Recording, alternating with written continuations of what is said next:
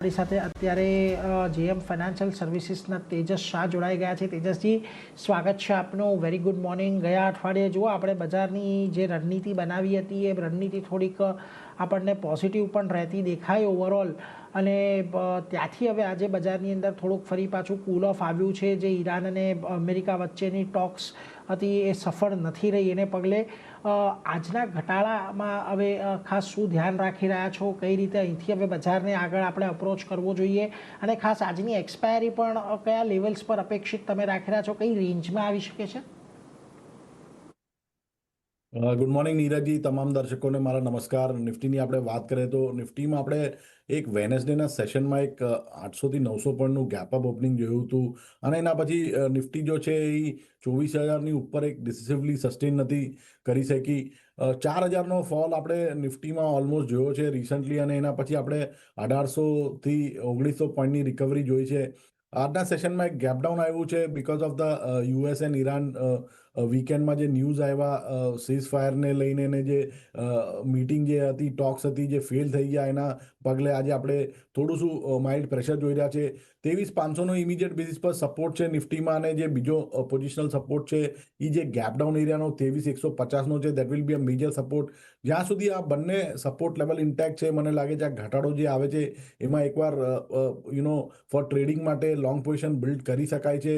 ઉપરમાં આજનો જે gap down area છે 23,850નો, that will act as a hurdle, અને 24,200-300ની આજુબાજુ 50-day એક્સપોનેન્શિયલ મૂવિંગ એવરેજનો રેઝિસ્ટન્સ છે, જે that will act as a major hurdle. તો મારા હિસાબથી સ્ટ્રક્ચર સ્લાઇડલી માઇલ્ડલી પોઝિટિવ છે. કોઈને ટ્રેડિંગના હિસાબે કરવું હોય તો 23,500ની આજુબાજુનો સ્ટોપ લોસ રાખીને for a pullback rally they can play. Positionally 23,150નો સ્ટ્રોંગ સપોર્ટ છે.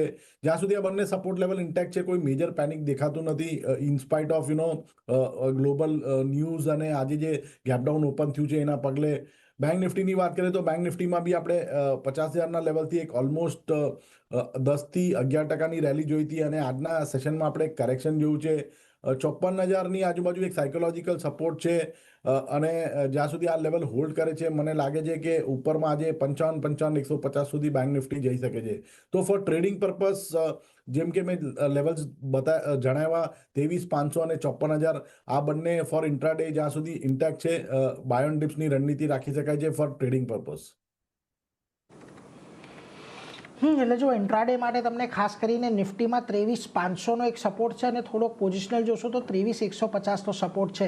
આ બંને જ્યાં સુધી ઇન્ટેક્ટ છે ત્યાં સુધી કોઈ બહુ મોટા ઘટાડાના સંકેતો નથી, એટલે ધ્યાન રાખજો. બાય ઓન ડિપ્સની રણનીતિ તમે નિફ્ટી પર ટ્રેડિંગ પોઈન્ટ ઓફ વ્યૂથી રાખી શકો છો. બેંક નિફ્ટીમાં પણ 54,000નો એક મહત્વનો સપોર્ટ છે. જ્યાં સુધી બ્રેક નથી થતો ત્યાં સુધી થોડીક એક તેજી રહેવાની અપેક્ષા છે. ધ્યાન રાખતા રહીશું કઈ રીતે અહીંયાથી કારોબાર આગળ વધે છે, પરંતુ એક પોઝિટિવ મત ઓવરઓલ આપણને અત્યારે તો નિફ્ટી બેંક નિફ્ટી પર બનતો દેખાઈ રહ્યો છે, જે ઘટાડે ખરીદદારીની સલાહ છે. આગળ